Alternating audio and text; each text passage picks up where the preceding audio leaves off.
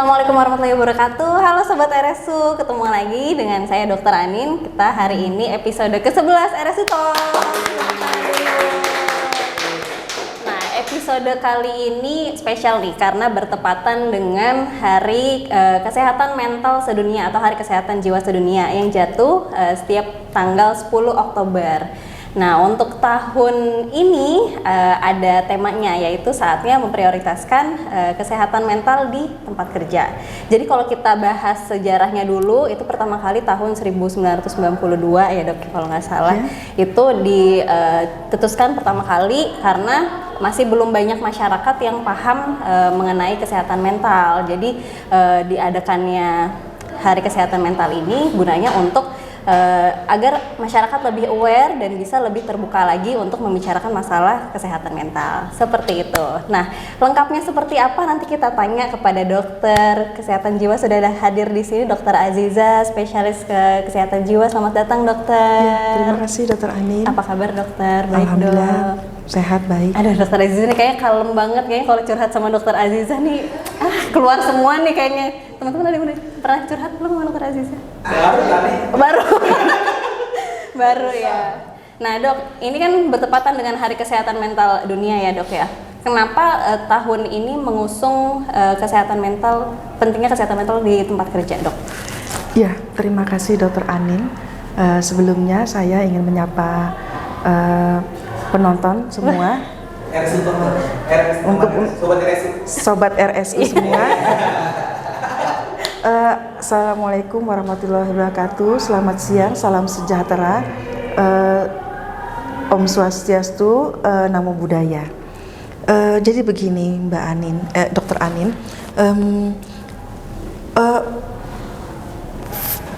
Federasi Dunia untuk Kesehatan Mental mengambil tema pentingnya kesehatan mental di tempat kerja sebagai tema tahun 2024. Dikarenakan orang-orang dewasa, ya terutama yang usia produktif, mereka itu lebih banyak menghabiskan waktunya di tempat kerja. Jadi tempat kerja itu adalah rumah kita kedua. Bahkan lebih banyak di tempat kerja malah ya dok ya. Dan akhirnya kita menjadi punya keluarga baru ya. Iya betul. Teman-teman kita ya. Keluarga baru. Iya.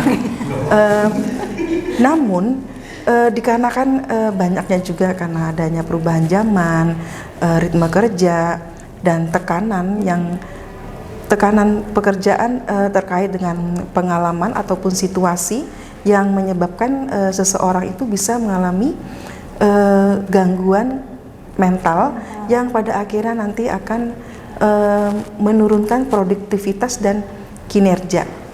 Dan nantinya juga akan berpengaruh terhadap tempat kerjanya atau organisasi tempat dia bernaung. Kalau di Indonesia, seperti kita tahu bahwa dari data Sakernas tahun 2024 bulan Februari, dari 214 juta penduduk Indonesia yang usia produktif 15 sampai 64 tahun, sebanyak 149 juta adalah angkatan kerja. Ini merupakan aset dan penggerak perekonomian dari bangsa ini yang memerlukan perhatian dan perlindungan kesehatan agar menjadi SDM yang produktif dan berdaya saing tinggi. Namun 15% dari angkatan kerja ini mengalami gangguan mental. Yang paling banyak adalah depresi sekitar 79%, kemudian stres sekitar 74% dan cemas sekitar 70%. Jadi ini tiga yang paling utama yang mengenai angkatan kerja. Dari usia 15 sampai 64 tahun ini, artinya itu adalah kalau disebut itu generasi sandwich. Yang mereka harus mengurus orang tua tapi juga harus menjaga anak-anak. Jadi bisa kita bayangkan betapa tekanan yang dihadapi itu sangat luar biasa. Kemudian usia dewasa muda itu lebih rentan mengalami gangguan mental dibandingkan yang usianya sudah 50 tahun ke atas. Sudah lebih matang ya dok? Ya, sudah matang. Perempuan itu 4 kali lebih rentan mengalami gangguan emosional. Harus Kak overthinking kali ya dok, mungkin dok. Iya, Lebih memang perasa gitu ya dok. Iya, benar. Dan akhirnya juga menjadi resiko mendapatkan penyakit-penyakit kronis, apakah itu stroke, diabetes, hipertensi, GERD yang paling sering, sakit jantung. Kadang-kadang ada datang keluhannya sakit jantung berdebar-debar, ternyata setelah dilakukan pemeriksaan Normal, hasil ya, dalam dok. batas normal. Jadi bisa kemana-mana ya dok, Iya. buntutnya nggak hanya dari kesehatan, mungkin awalnya kesehatan mental, tapi justru bisa fisiknya yang Iya. kena, bisa kena penyakit-penyakit yang berbahaya lainnya ya dok. Lingkungan atau sosial dan ekonomi. Kondisi ini dari WHO didapatkan data itu menyebabkan kerugian sekitar 1 triliun dolar setiap tahunnya. Karena kalau seorang pekerja mengalami gangguan mental, otomatis dia kadang-kadang nggak datang saat kerja, kemudian produktivitas menurun, pekerjaan jadi tambah lama, konflik di tempat kerjanya. Yang tadinya mau datang ya tujuannya kerja untuk kesejahteraan hidup, justru kita butuh kesejahteraan itu di tempat kerja ya dok, sebelum mendapatkan hasil yang baik di tempat kerja itu gitu. Jadi itulah mengapa pentingnya atau kenapa kita mengangkat tema pentingnya kesehatan mental di tempat kerja. Gitu. Setelah ini kita bahas di sesi bener nggak sih ya dok? Mungkin ada pertanyaan-pertanyaan yang kiranya nih banyak di masyarakat yang masih istilahnya belum terlalu paham. Ya. Oke, yuk.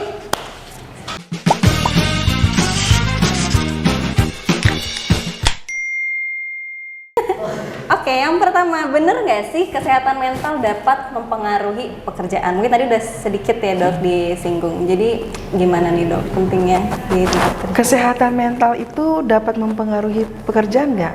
Kesehatan mental itu bisa positif ya, bisa negatif. Kesehatan mental yang positif, ketika orang itu daya tahan mentalnya bagus, maka dia akan lebih cenderung lebih fokus terhadap pekerjaannya. Artinya efektif, efisien, produktivitas dan kualitasnya bagus. Tapi ketika kesehatan mentalnya menurun, akhirnya akan menghambat pekerjaan dan mengganggu organisasi tempat dia bekerja. Tapi kan kadang bingung juga ya dok, maksudnya orang-orang tuh bilang, bahkan ada yang bikin konten gitu ya dok, perbedaan antara tiap angkatan nih dok, antara angkatan tahun di atas 90 gitu, 90 sampai 2000 sampai sekian, ketika dimarahin atasan misal, kalau yang angkatan atas tuh masih legowo gitu ya dok, terus langsung mengerjakan tugasnya dengan baik gitu. Terus kalau yang 90 sampai 2000 tetap ngerjain tapi sambil marah-marah gitu dok. Nah kalau yang tahun 2000 ke atas tuh langsung kayak aduh aku nggak bisa nih dimarahin sama atasan. Jadi maksudnya banyak yang bilang ini lebay, tapi ada yang bilang memang seharusnya tempat kerja tidak seperti itu gitu lingkungannya dok. Butuh healing segera gitu. Sebenarnya setiap generasi itu sangat unik. Mereka mendapatkan paparan itu berbeda-beda. Yang terpenting itu adalah komunikasi efektif. Dan pengalaman setiap generasi itu berbeda-beda. Generasi Gen Z itu mereka cenderung terbuka ya terhadap apa yang mereka rasakan. Ini juga sesuatu yang baik sebetulnya ya. Membuat kita menjadi lebih aware, lebih perhatian, attention kita jadi bagus. Oh iya, ternyata walaupun di tempat kerja memang butuh juga kok tempat-tempat yang nyaman dan aman. Betul dok. Nyaman belum tentu aman. Itu masukan dari mereka yang Gen Z. Kalau kita orang yang cenderung jarang mengeluh, apapun kita nggak apa-apa. Iya nggak apa-apa. Gaji turun gitu telat ya, kita juga nggak apa-apa. Iya. Tapi sebetulnya sesuatu itu ketika ada masukan bisa kita lakukan perbaikan-perbaikan. Misalnya kalau seperti apa tadi yang Gen Z, mungkin cara ngomongnya aja ya harus dibedakan. Mungkin untuk misalnya ada tupoksi atau tugas-tugas yang mau kita sampaikan, tinggal kitanya aja mengkomunikasikannya seperti apa. Karena mereka juga kan baru ya, masih pengalamannya juga masih minim dan belum matang juga, jadi tentu emosinya juga lebih ke depan daripada kognisinya, mengedepankan emosi. Tapi itu pun juga nggak salah sih sebetulnya. Jadi Ya. dia lebih berani untuk mengungkapkan apa yang di Iya. pikirannya, kemudian mungkin lebih berani untuk menggagas ide untuk perubahan gitu. Lebih ya, Dok. kreatif ya, Lebih karena kreatif. kurikulum mereka juga kurikulum Merdeka yang katanya harus mandiri, kreatif, memaksa mereka jadi untuk lebih banyak menciptakan inovasi-inovasi. Iya. Kalau dulu kan kita kayaknya zaman sekolah masih dicekokin gitu ya Dok, istilahnya semua bahan disediain, baca ini. Kalau Makanya misalkan- kita cenderung jarang melawannya, Iya, Dok. hanya nerima. terima. Oke, baik, siap nih. Gitu. Jadi itu mempengaruhi ya Dok di tempat kerja. Oke, yang kedua, bener nggak sih? Nih yang paling lumayan sering lagi cukup hangat ya Dok. Iya. Topiknya, intimidasi atau bullying di tempat kerja mempengaruhi kesehatan mental. Iya, terima kasih Dr. Anin. Intimidasi itu sebutannya, istilahnya adalah mobbing. Bullying. Mobbing itu adalah tindakan kekerasan psikologis yang dilakukan berulang dan sistematis oleh sekelompok orang kepada korbannya, dan biasanya mobbing ini adalah istilah bullying atau perundungan di tempat kerja. Contohnya itu misalnya bergosip, menyebarkan rumor, melakukan isolasi terhadap korbannya, jadi ada kegiatan tidak dilibatkan. Kemudian cenderung menyalahkan tanpa fakta, berbohong atau diskriminatif, dan gangguan-gangguan yang lainnya. Tujuannya daripada perundungan atau mobbing ini, pelakunya itu mungkin dia akan mengharapkan agar korbannya itu mengalami mental breakdown hingga kehilangan pekerjaan, mengundurkan diri. Yang lebih parah adalah mengakhiri hidup. Suicide ya Dok. Dan di Indonesia sekarang Banyak ya Dok, sudah kayaknya. banyak, mungkin karena digital juga terlalu cepat, jadi kita Iya. jadi bisa lihat banyak sekali ya. Gampang tersebar ya Dok. Iya. Dan kayaknya sudah tidak objektif lagi gitu ya Dok. Misal lebih ke personal gitu. Jadi tidak ada misal dimarahin karena kerjaannya nggak benar gitu, enggak, tapi Yeah. kayak lebih kayaknya lebih ingin dia tuh superior gitu ya Dok. Jadi seakan-akan dia menekan korbannya itu Iya. untuk Artinya baik atasan maupun bawahan kurang bisa menciptakan lingkungan kerja yang kondusif melalui komunikasi efektif atau budaya kerja. Kalau saat ini di Indonesia sedang digalakkan budaya kerja berakhlak, berorientasi pada pelayanan, akuntabel, berakhlak, K-nya kredibel, harmonis, loyal, adaptif, dan kolaboratif. Maaf ya nggak membantu. Semuanya bagus ya, pegawai RSU sudah hafal. Ya, kolaboratif artinya mau tidak mau kita harus kerja sama tim. Nggak bisa ya Dok kerja sendiri-sendiri, namanya Iya. satu sistem perusahaan, satu sistem manajerial, manajemen, contohnya rumah sakit gitu ya, nggak bisa kerja sendiri-sendiri ya Dok, baik contohnya dari fungsional maupun dari manajerial gitu ya Dok. Misalkan di suatu organisasi atau rumah sakit atau tempat kerja, mereka suka mengadakan yang namanya forum ya. Forum itu untuk pertemuan, misalnya mau menyampaikan apa, nah itu bisa difasilitasi di sana. Jadi lebih ini ya Dok, komunikasinya jadi dua arah ya Iya. Dok, kayak gitu.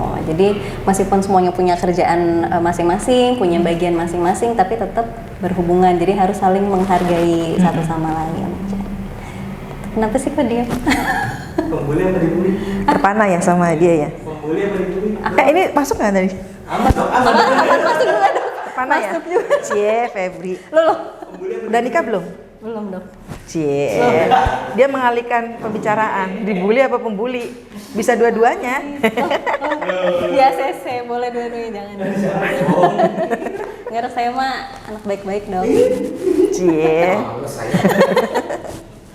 Takut saya kalau bisa mah diam-diam aja di rumah sakit. Kerja pulang. Iya. Oke, next. Kim. Workaholic. Next.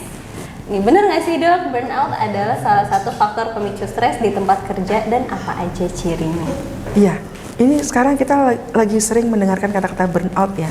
Burnout itu adalah atau kelelahan. Kelelahannya itu meliputi kelelahan fisik, emosi, dan sikap. Kelelahan fisik itu bisa kita lihat misalnya nanti ke teman-teman kerja kita kurang energi, seperti tidak bertenaga. Kemudian kelelahan emosi, contohnya nanti misalnya irritable, mudah Marah. tersinggung, mudah marah. Kemudian kelelahan sikap itu seperti sikap yang ditunjukkan itu sinis, sering konflik. Ini kelelahan ya. Jadi burnout itu terdiri dari faktornya itu ada kelelahan. Yang kedua itu tadi kelelahan fisik, emosi, dan sikap. Yang kedua adalah depersonalisasi, itu artinya merasa pekerjaannya itu tidak bernilai. Walaupun dia sudah berusaha sebaik mungkin, tapi dia merasa kayaknya masih kurang aja gitu, nggak ada nilainya. Kemudian pencapaian itu menyebabkan motivasi dia menjadi turun. Jadi dia pencapaiannya jadi kurang baik. Jadi dikatakan burnout itu kalau sudah memenuhi tiga elemen itu tadi. Kalau salah satunya belum mencakup, berarti belum disebut burnout tuh. Misal dua dari Ya, itu gitu. jadi kelelahan atau burnout ini adalah kondisi stres kronis di mana pekerjanya merasa itu tadi ya, kelelahan secara fisik, emosi, dan sikap, disertai depersonalisasi dan pencapaian yang terjadinya intens dan lama. Jadi intens itu semakin meningkat dan terjadinya lama, dan akibatnya nanti bisa kita lihat dari penurunan kinerjanya. Ada periode tertentu nggak dok? Nggak ada dok. sih. Yang penting Tapi itu sudah bertahan lama biasanya, karena burnout yang dalam waktu singkat kayaknya sih belum ada gitu. Iya dok. Kadang ya gitu dok, kalau dalam kita pekerjaan kan ada goal ya dok gitu. Ketika goal itu tidak tercapai atau saat kita melakukan suatu pekerjaan ngerasa aduh kurang maksimal nih, itu bisa kayak sampai kepikiran berhari-hari dok, kayak aduh harusnya kemarin tuh saya kayak gini gitu. Itu gimana dok tips and triknya? Maksudnya kan tidak selalu tercapai 100% gitu dok. Yang penting kan kita sudah berusaha bagaimana prosesnya ke sana gitu dok. Tuh, ada tips and trick ya dok untuk tidak burnout? Supaya kita tidak burnout, terus kita menyampaikan apabila ada masalah, coba kita sampaikan kepada atasan agar jangan menjadi beban sendiri, dan mungkin bisa diskusi dengan rekan kerja. Selain itu mungkin itu ya dok, introspeksi diri juga ya, apa yang perlu diperbaiki ke depannya. Misalnya dengan pelatihan-pelatihan untuk menambah wawasan, kompetensi. Jadi mungkin ya kelelahan pasti ada ya dalam pekerjaan, cuma ya harus dilihat lagi, harus diomongin biar masalahnya tuh sebenarnya di mana gitu ya dok. Kemudian perbaikan apa yang perlu kita lakukan gitu ya dok. Jadi lebih ke arah cari solusi. Mungkin diselingi juga dengan misalnya kegiatan olahraga. Kan sekarang di tempat kerja ada loh yang sudah mulai menyiapkan tempat gym ya. Atau misalnya kalau di rumah sakit kita ya ada acara apa? Setiap hari Jumat tuh. Iya, tiap hari Jumat pagi ya. Di Jumat sore habis pelayanan dong. Dan sore itu untuk yang olahraga ini ya. Indoor outdoor ya. Iya, ada dok. Jadi mungkin bisa diselingi seperti itu ya dok, untuk refreshing dalam pekerjaan. Gitu. Oke, next guys. Selanjutnya, benar nggak sih dok, workaholic adalah salah satu gangguan mental dok? Iya, jadi burnout-nya juga dibedakan dengan workaholic ya. Kalau workaholic ini kondisi ketika seseorang itu bekerja secara kompulsif dan berlebihan, sehingga dia mengabaikan aspek-aspek kehidupan lainnya yang jadi dia itu nanti bahkan mungkin waktu rekreasi pun tetap bekerja.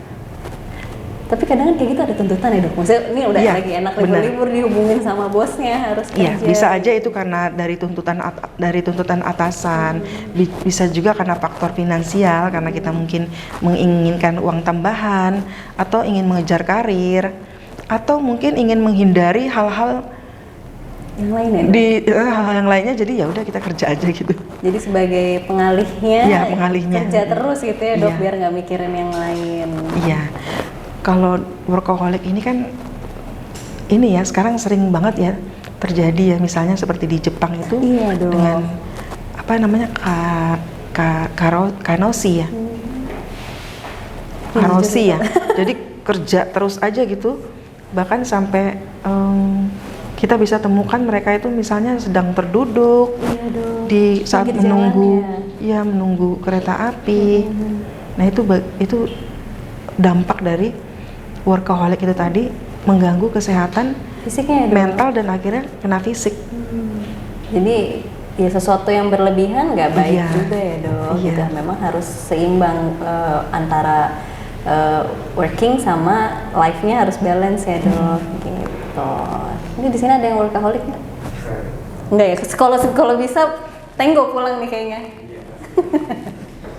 Datang nggak boleh telat, pulang juga nggak boleh telat. Oh gitu. Itu sebuah prinsip ya, Dok, kayak.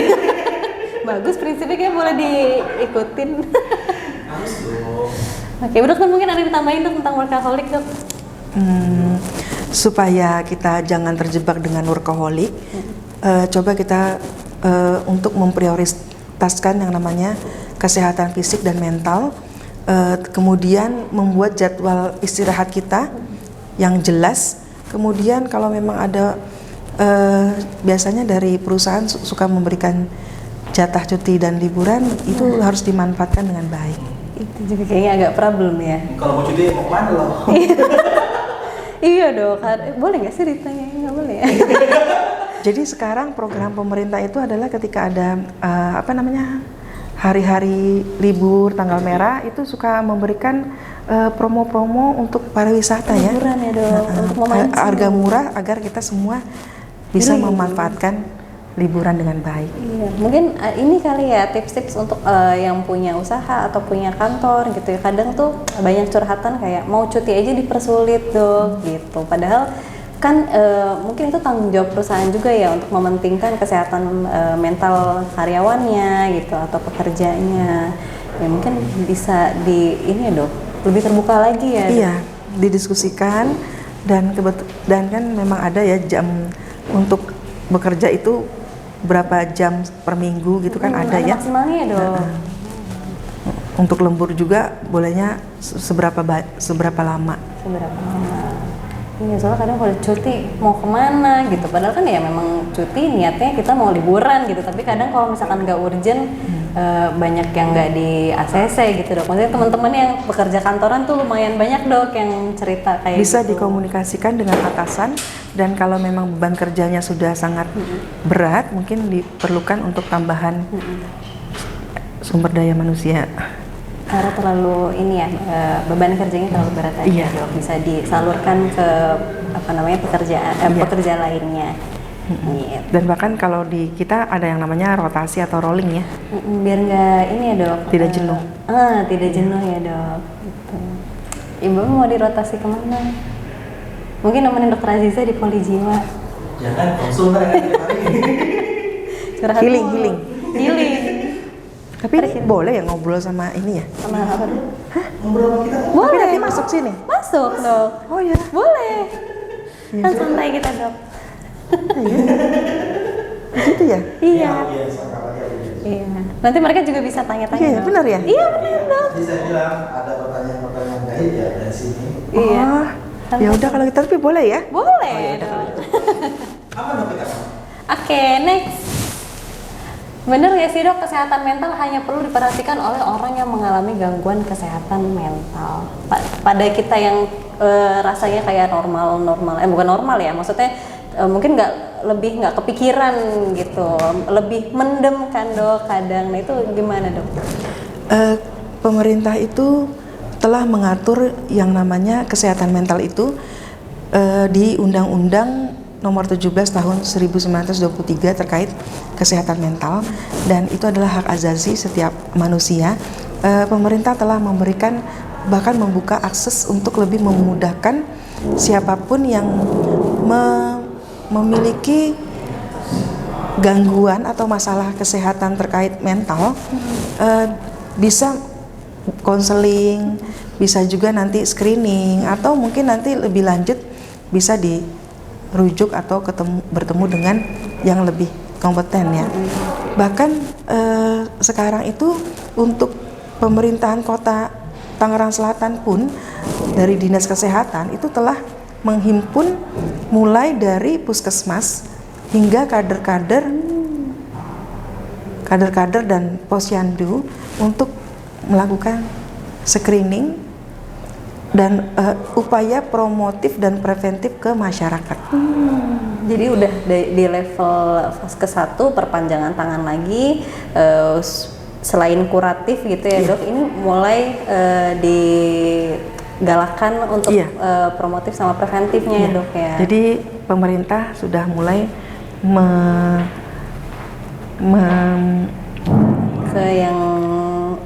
masuk ke masyarakat untuk memudahkan, karena hal-hal seperti ini kan tabu, sensitif, dan mungkin masyarakat juga sungkan untuk menyampaikannya.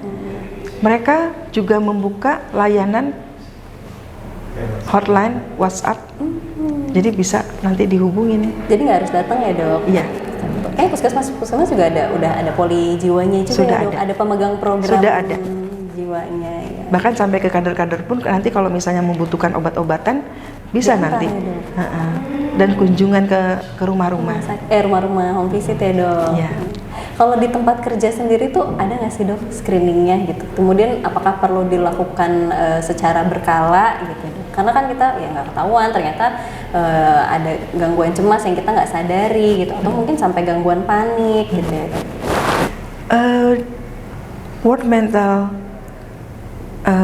World Federation for Mental Health mengangkat tema 2024 ini tentang it's time to prioritize mental health at workplace. Itu tujuannya adalah karena kita sebelumnya mengalami masa pandemi yang ternyata banyak sekali mereka yang mengalami cemas, depresi, stres.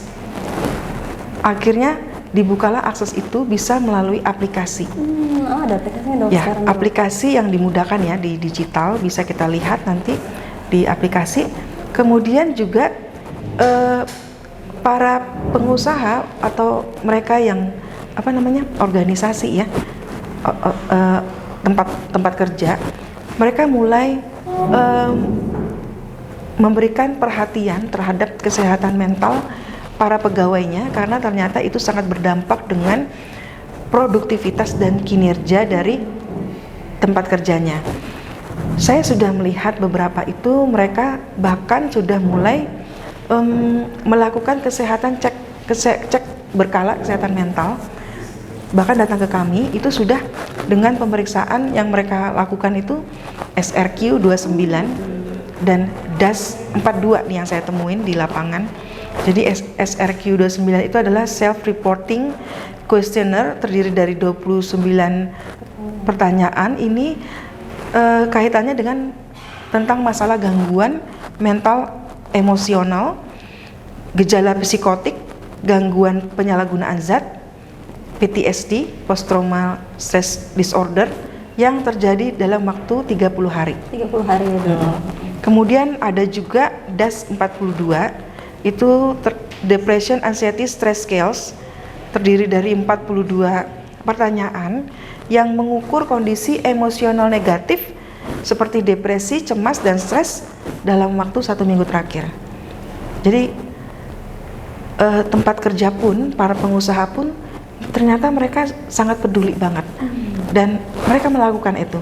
Jadi tidak hanya kesehatan fisik saja yang mereka utamakan, tapi kesehatan mental, untuk kesejahteraan mental pun mereka sudah mulai memperhatikan. Kami akan berdampak pada perusahaan itu sendiri ya dok. Tadi kalau misalkan mentalnya tidak bagus, bisa penurunan kinerja, bahkan sampai ketidakhadiran gitu ya dok.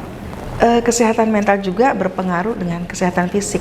Mungkin ketika seseorang itu sakit-sakit, mungkin daya tahan tubuhnya menurun karena stresornya terlalu berlebihan mungkin. Berarti kalau untuk yang tadi sebenarnya mudah dilakukan ya dok, hanya 29 pertanyaan dan bisa jadi buat screening awal ya. Namanya juga self reporting, pasti pertanyaannya pertanyaan mudah dan pertanyaan sehari-hari. Iya benar. Dan lebih lengkapnya lagi dia juga ada psikotik, gangguan penyalahgunaan zat. Ketika seseorang itu mulai stres, mungkin mereka mengalihkannya ke menggunakan obat-obatan. Banyak ininya ya dok, jadi outcome yang negatifnya jadi. Dan PTSD itu terkait dengan mungkin pernah mengalami kekerasan di tempat kerja. Itu yang paling parahnya bisa sampai trauma ya dok ya. PTSD. Kekerasannya bisa fisik, verbal, seksual, digital. Iya dok, cukup ini ya dok, cukup miris sebenarnya. Digital itu WA. Jadi serangan serangan melalui media sosial. Agak serem sih sebenarnya zaman sekarang ya dok ya. Kalau itu kan berarti self reporting ya dok. Apakah nanti hasilnya harus tetap dibawa ke psikiatris atau bisa sendiri? Maksudnya kan kayaknya sekarang banyak yang self diagnose gitu dok. Gitu. Oh aku mental illness. Padahal sebenarnya nggak semudah itu ya dok untuk menegakkan diagnosis mental illness dan kriterianya pun juga banyak dan juga butuh penanganan yang tepat. Jadi tetap harus ke psikiatris ya dok? Iya benar. Kalau ternyata setelah mengisi SRQ 29 dan ternyata ada hal-hal yang terkait psikopatologis bermakna, bisa menemui profesional berkompeten, psikiater atau psikolog. Psikolog juga bisa, boleh pilih yang mana gitu ya dok? Bisa juga kalau BPJS kan biasanya dari FKTP ya, dari yang pertama. Karena dokter-dokter umum juga sudah dibekali dengan keilmuan terkait kesehatan mental jiwa. Jadi ya teman-teman ke FKTP pertama dulu yang paling dekat, paling mudah dijangkau. Nanti kalau misalkan memang perlu akan dirujuk lagi gitu. Bahkan sekarang ada yang telemedicine. Iya betul, sekarang zaman udah lebih mudah ya dok, sudah sangat dipermudah gitu. Jadi teman-teman aware sendiri dan juga bisa cari jalannya sendiri gitu ya. Jangan terlalu banyak dipendam, kalau enggak nanti tiba-tiba bisa keluar.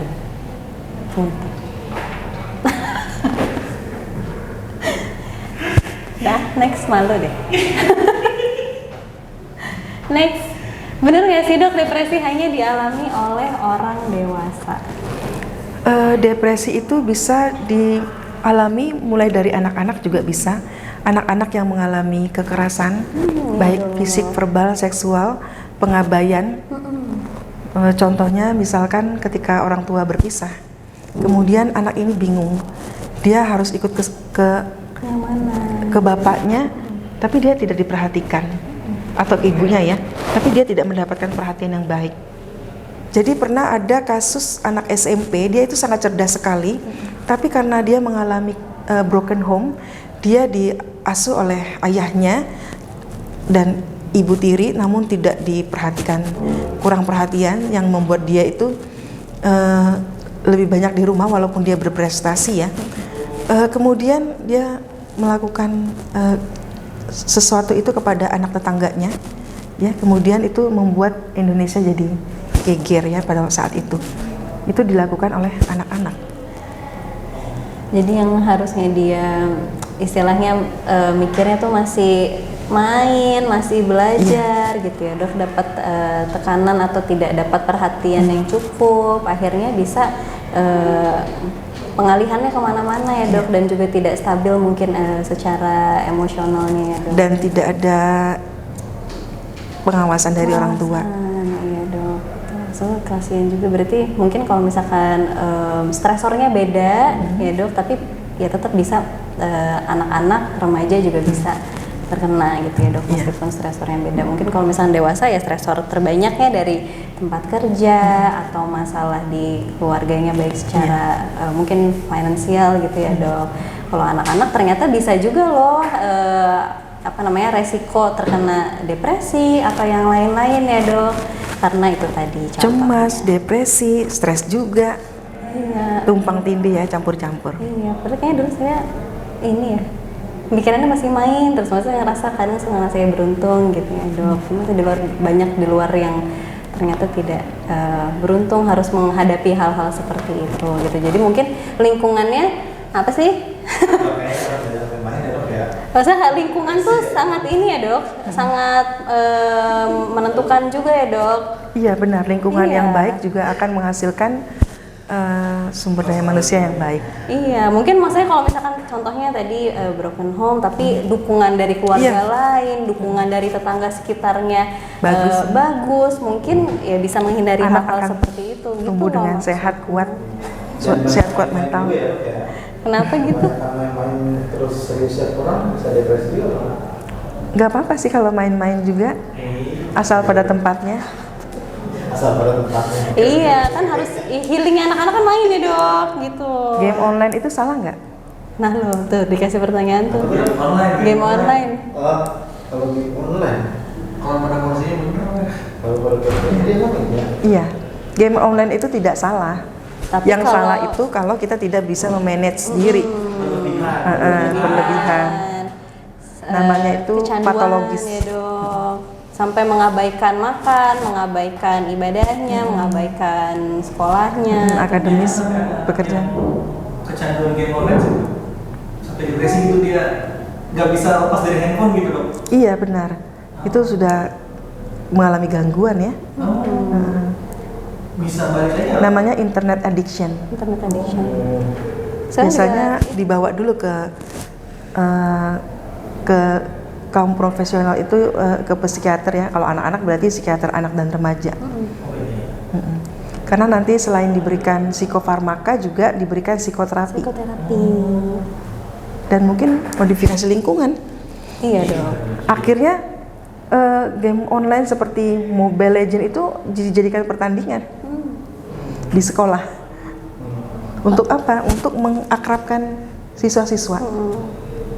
Jadi gurunya jadi muter otak ya dok, gimana caranya mengakomodir anak-anak Iya. yang suka game online biar bisa jadi positif gitu Ya, ya dok? karena ternyata setelah mereka bermain juga tidak mengganggu akademis mereka. Mm-mm. Game-game yang paling bagus edukatif kan juga banyak ya, seperti tebak kata, apa nih? Apalagi Pemilihan teka-teki. gamenya berpengaruh juga ya dok, Iya. berarti gitu. Mungkin sama ini juga dok, masih berhubungan nggak dok screen time anak ya? Maksudnya untuk anak-anak balita sekarang kan banyak yang sangat dependent Terpapar. gadget, ya dok. Nggak dikasih dikit sudah tantrum gitu istilahnya. Makanya kita harus manage waktu untuk bermain atau terpapar internet ini agar jangan sampai internet addiction. Kita memang membutuhkan ya yang namanya teknologi canggih ini, tapi jangan sampai membuat kita itu jadi hambanya gadget.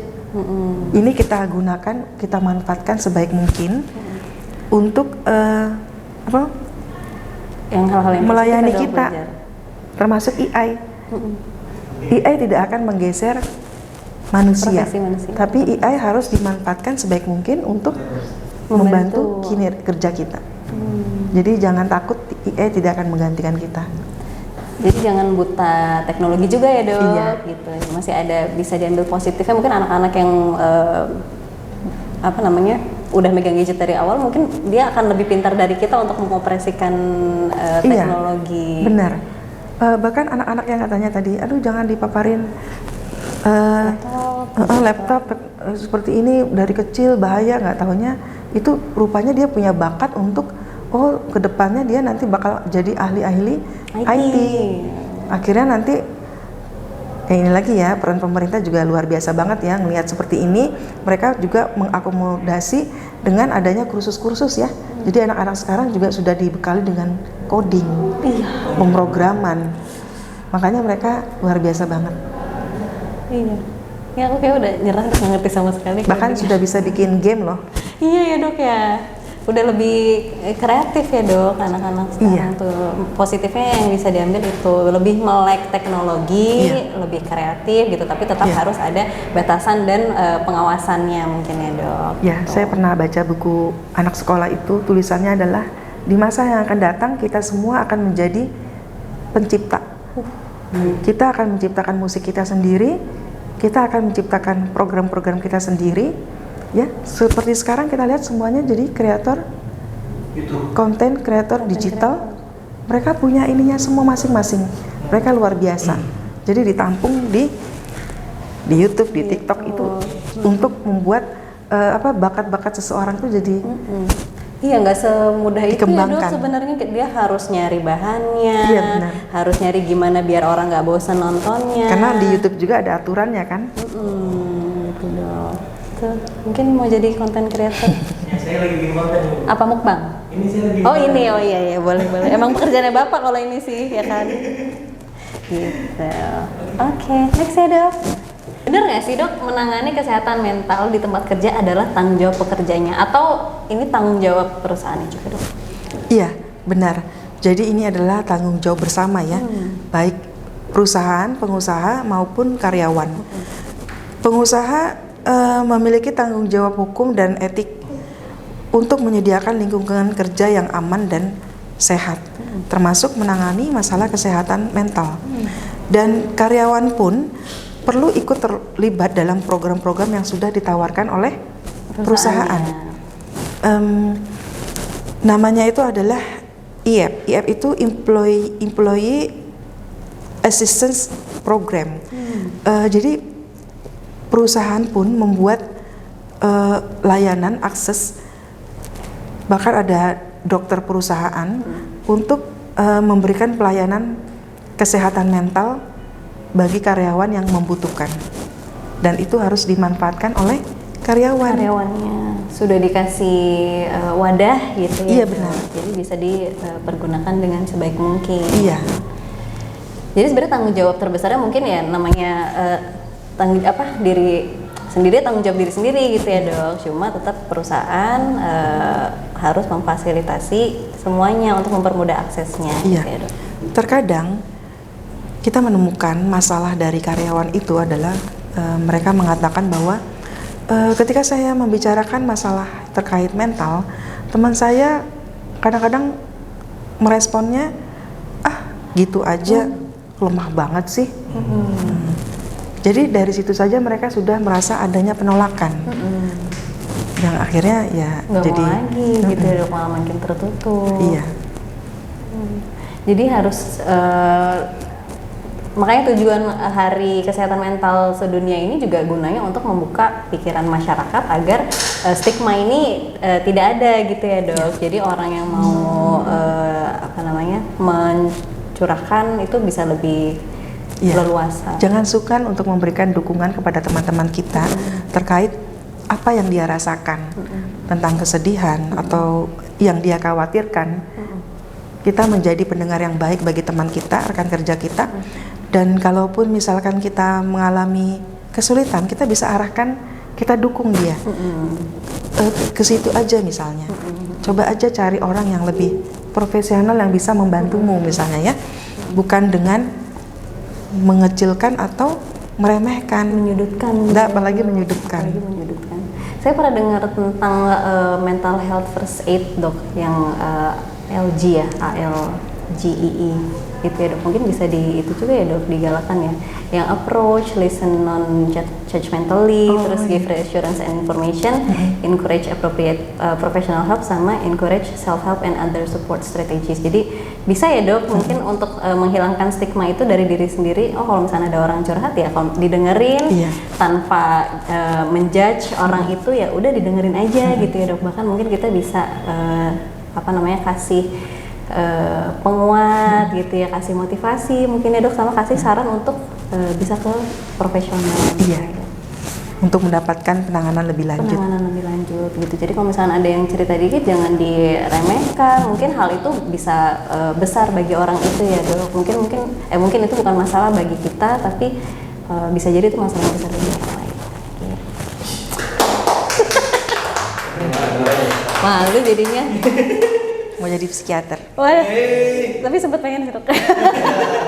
Soalnya beliau jadi moderator. Jadi pasti suka bicara. Wah, kalau itu saya juga tetap malu sih dok. Oke, next ya. Bener nggak sih dok, gangguan mental adalah sesuatu yang memalukan dan harus disembunyikan nih? Coba teman-teman mungkin ada yang pernah ngalamin juga nggak? Mungkin punya masalah tapi bingung gimana cara ngungkapinnya atau malu gitu. Jujur deh coba. Pernah nggak kayak gitu? Tidak bercerita ya. Oh wow. Nah, gimana tuh dok? Itu mewakili jawaban Tapi saya juga. abis itu ini nongkrong di kursi besi minimarket. Sambil ngeliat jalanan tuh dok, kayak gitu dok. Gimana tuh dok? Benar, kadang-kadang yang datang ke saya juga itu mereka merasa malu ya untuk menceritakan apakah itu ke keluarga terdekat atau ke rekan-rekan kerja karena mereka khawatir dengan stigma yang nanti mereka akan terima ya. Stigmanya memang luar biasa banget ya. Atau kadang ini dok, kayak tadi cowok tidak bercerita karena dia mungkin ngerasa nggak pengen kelihatan lemah di hadapan yang lain, terutama mungkin pasangannya atau ya keluarganya gitu, pengennya kelihatan strong. Takut dibilang cengeng. Tapi dalamnya ambiar dok itu. akhir-akhir ini dengan kita banyak sekali ya kesehatan mental sudah mulai disosialisasikan, itu juga tanpa kita sadari kadang-kadang kita ketika kita sedang duduk-duduk sesekali kita bisa menyampaikan kesedihan kita, kekeluhan kita. Curcol. Kalau zaman dulu kita itu orang-orang yang kaku, pasif, semuanya saya pendam sendiri. Tapi akhir-akhir ini saya melihat banyak sekali orang-orang yang sudah bisa menyampaikan apa yang dia rasakan, apa yang dia pikirkan, yang mungkin berbeda, yang mempengaruhi juga perilakunya. Misalnya nih, gejala psikotik. Nah, kita bisa melihat kalau misalnya ada rekan-rekan kita yang sudah mulai berperilaku aneh, berarti itu sudah berlangsung lama ya. Tapi kita nggak memperhatiin ya, dan dia juga nggak ngomong kan. Iya. Jadi kita kurang peka sebetulnya ya. Kalau bisa dibilang ya salah lingkungannya juga ya dok, maksudnya kita turut andil dalam perubahan sikap dia gitu. Yang seperti itu ya mungkin karena kita kurang care sama teman sendiri gitu, bahkan kok bisa dia sampai jatuh ke state yang seperti itu gitu ya dok. Dan ternyata banyak ya, dari satu kantor itu bisa banyak sekali ternyata. Tuh gitu, jadi kalau ada apa-apa cerita, jangan dipendam sendiri. Ya ceritanya mas sama cowok dong paling enggak. Oh nggak mau juga? Ya udah ini. Bisa dibilang ini untuk para paksu nih ya. Paksu. Nah, belum bisa dibilang gangguan mental nih dok. Kan namanya seorang suami itu pada saat dia melakukan kerja, setelah dia pulang bekerja, pastinya kan di rumah tuh duduk di depan rumah kan. Buat kopi, duduk di rumah, dan kalau rokok di rokok, sambil memikirkan sesuatu, nah itu udah termasuk maksudnya bisa disebut gangguan mental atau tidak? Itu bukan gangguan mental. Karena kan memang banyak masalah tuh biasanya. Itu cara seseorang untuk bisa menghibur diri, menghealing atau membuat rasa nyaman kan sebetulnya itu. Itu nggak ada masalah, itu bagus banget. Mungkin itu salah satu cara dia ini ya dok, masa tenangnya dia untuk memikirkan solusi. Iya. Seperti itu dok, termasuk saya. Saya sama satu lepas nih, saya pernah naik motor dok. Terus kayak ada orang di samping saya itu monolog dengan dirinya sendiri, kayak dia lagi misu-misu atau marah-marah gitu. Kayak marah-marah, dia cerita dengan dia sendiri gitu.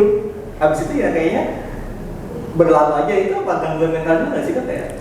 Jadi mengeluarkan masalahnya itu dengan ngomong sendiri di motor gitu loh dok, bercerita gitu.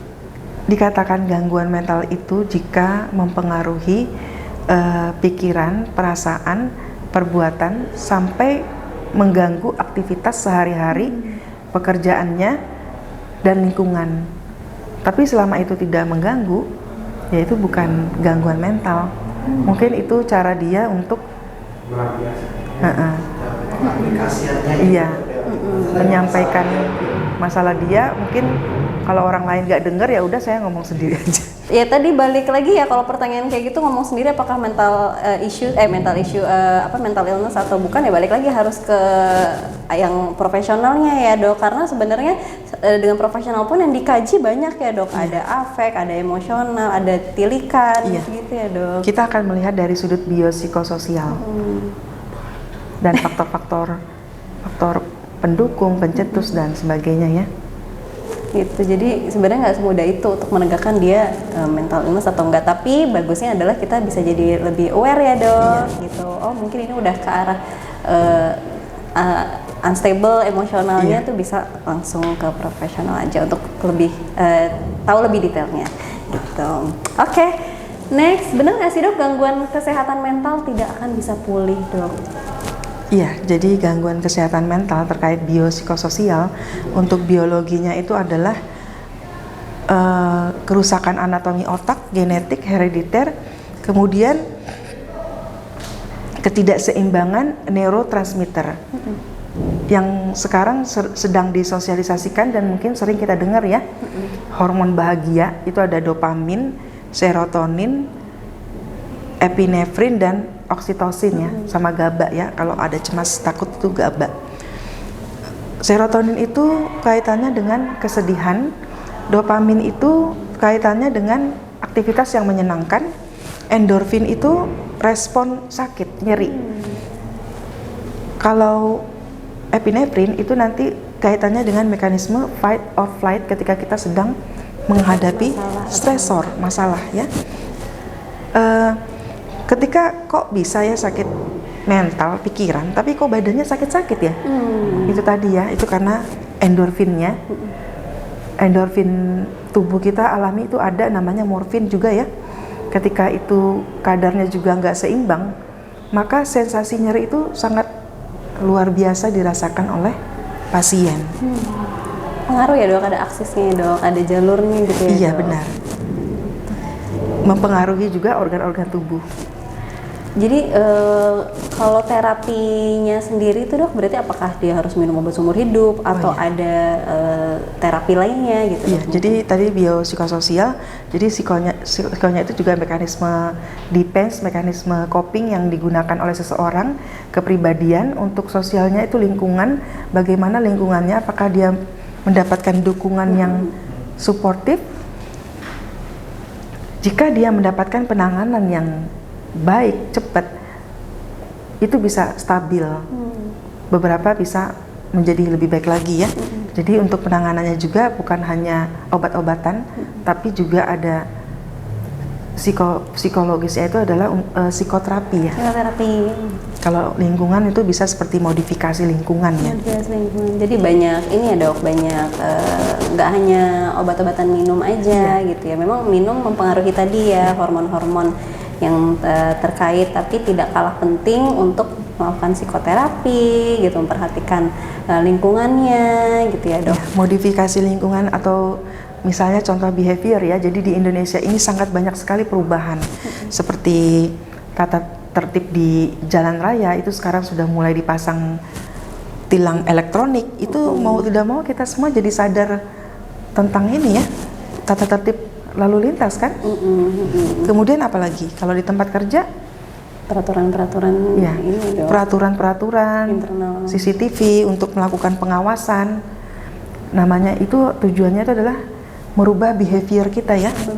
Yang dulu digadang-gadang revolusi mental ya. Oh iya, wow. Ya, itu Iya, mau merubah hampir behavior kita itu ya.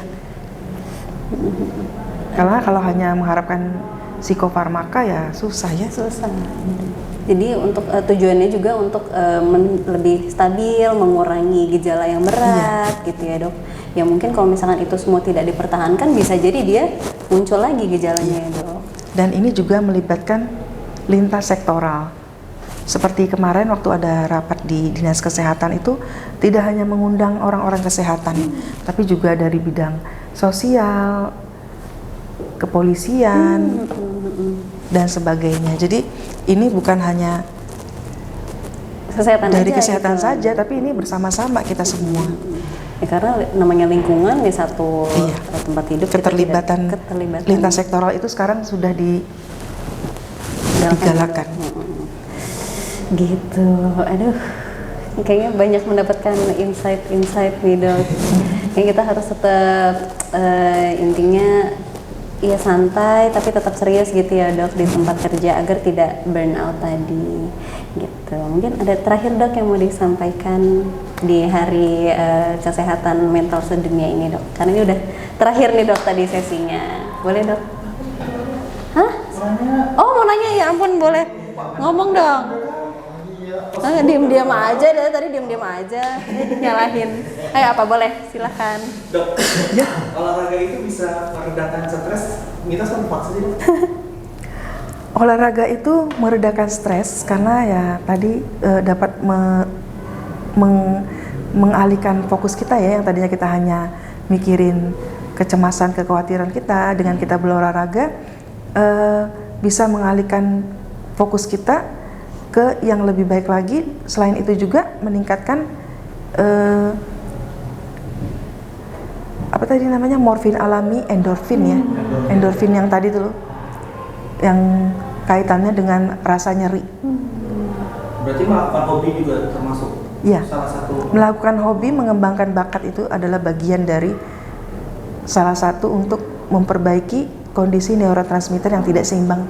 Yang tadi saya sebutin ada dopamin, serotonin, Berarti hobi itu berperan. epinefrin. Iya, hobi ya salah satu Iya. pengalihan tapi positif ya dok Karena daripada. hobi setiap orang beda-beda. Ada yang suka olahraga, ada yang suka main musik, Masak ada ya, yang Dok? suka masak, ada yang suka bikin konten.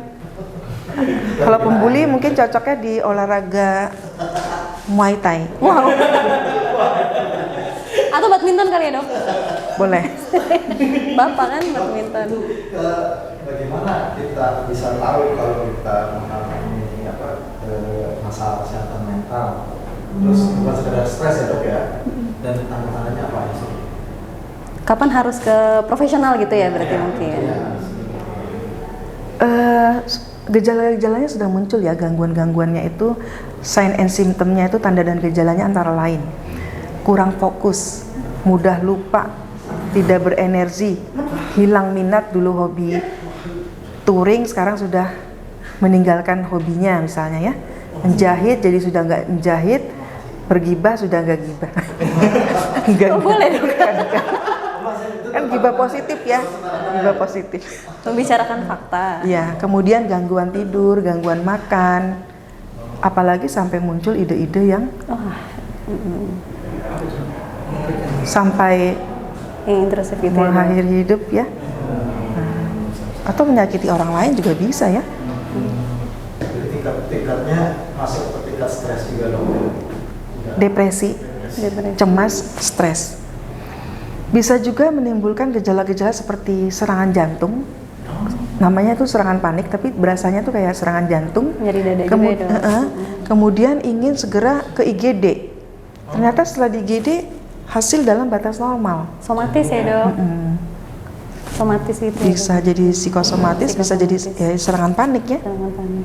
Namanya serangan panik. Setelah berada di IGD merasa nyaman, berangsur-angsur keluhan berkurang. Padahal baru nyampe aja ya dok? Atau GERD, kok setiap hari kayaknya mahnya kambuh terus. Setelah diperiksa di endoskopi Normal. dalam batas normal. Ya, kebanyakan itu datang itu dengan keluhan fisik seperti mah, GERD, jantung. Ada beberapa yang sesak napas. Tapi sebenarnya belum muncul gejala juga udah boleh ke ini ya dok, konsul gitu. Karena tadi kan pemerintah aja udah menggalakkan promotif dan preventif ya dok. Iya. Jadi masih menuju ke sana, biar nggak ke sana nggak apa-apa konsul. Bahkan ada telemedicine, jadi lebih mudah. Ada telemedicine. Karena contohnya kayak depresi gitu ya dok. Orang mungkin menggampangkan, oh aku stres dikit depresi, padahal itu kan ada periode waktunya, kemudian ada kriteria-kriterianya, ada kriteria mayor, minor segala macam ya dok. Jadi ya nggak apa-apa sebenarnya, makanya kalau misalkan oh kayaknya aku depresi deh, meskipun enggak, ke profesional aja untuk mencegah agar tidak sampai ke situ. Gitu. Kadang sih. Kadang-kadang apa? Iya. Karena kan orang-orang berpikiran kalau memang harus konsultasi dengan profesional. Oh udah pasti ada masalah gitu ya, maksudnya udah pasti ada masalah jiwa. Cerna yang lain kan, yang mencernanya kan. Makanya tadi ya dok, lingkungan tuh juga Untuk mengakuinya aja gitu loh, kan Iya. merasa Makanya kita juga perlu empati, perlu juga kita peduli, perhatian dengan sesama rekan kerja, dan juga ada forum-forum ya. Biasanya di tempat kerja itu ada forum sekarang tuh, untuk kita bisa mengetahui apakah salah satu dari kita mengalami gangguan mental. Jadi kita bisa saling peduli, memperhatikan satu sama lain. Pun udah jatuh ke state itu, misal di diagnosis juga sekarang banyak support grupnya ya dok. Kayak ada apa namanya circle grupnya gitu yang bisa support satu sama lain dengan keluhan yang sama ya dok. Jadi jangan takut untuk mengungkapkan isi hatinya, isi pikirannya gitu. Ada lagi yang mau nanya? Kalau mau ketemu dokter Aziza di Wah bisa nih, pertanyaan paling bagus. Ya. Di RSU Tangerang Selatan kita ada KSM Jiwa, kita melayani poliklinik, rawat inap, konsultasi juga dari IGD, ICU. Kita buka dari Senin sampai hari Jumat, Senin, Selasa, Rabu, Kamis, Jumat dari jam 8 sampai dengan selesai. Untuk hari Senin itu adalah Dr. Agus, hari Selasa saya, hari Rabu Dr. Rudi, hari Kamis dan Jumat bergantian. Selain poli jiwa, kami juga punya MCU psikiatri untuk screening kesehatan MMPI, mental. segala macam ya dok. Iya. Gitu. Hubungan. Jadi ada 3 ya dok untuk dokter SPKJ di Rumah Sakit Umum Kota Tangerang Selatan ini. Ada dari polinya dari hari Senin sampai hari Jumat. Setiap hari kerja ada, baik ada dokter Aziza, dokter Rudi dan juga dokter Agus. Gitu, boleh tinggal pilih mana waktunya yang tepat gitu ya, yang ada waktunya silakan karena buka tiap hari. Gitu. Oke. Dok, terakhir mungkin closing statement. Ya. Sempena HKJS 2024 dengan tema saatnya memprioritaskan kesehatan mental di tempat kerja, di mana pemerintah, pengusaha pun memperjuangkan kesehatan mental para pekerja untuk menciptakan budaya yang mendorong pekerja memiliki kontribusi secara produktif dan berkembang sehingga menciptakan masa depan yang lebih baik. Jadi itu ya dok. Iya. Nah, berarti sangat penting nih ya, udah digalakan di tahun 2024 ini. Jadi setiap orang baik di tempat kerja maupun di luar itu harus memiliki pengetahuan dan sumber daya ya dok untuk memprioritaskan kesehatan mentalnya, serta aksesnya juga terhadap pelayanan kesehatan mental ini harus berkualitas tanpa stigma atau hambatan. Jadi jangan takut lagi, jangan khawatir ya dok terhadap kesehatan mental ini karena benar-benar sudah diperhatikan oleh pemerintah gitu. Jadi kita ayo sama-sama punya empati terhadap sesama, lebih peka lagi terhadap lingkungannya gitu. Oke, terima kasih banyak Dokter Aziza sudah menyempatkan hadir di RSU Talk ini. Semoga dokter sehat terus ya dok. Sama-sama. Terima kasih banyak semuanya ya. Sampai ketemu lagi di RSU Talk selanjutnya. Dadah, Assalamualaikum warahmatullahi wabarakatuh.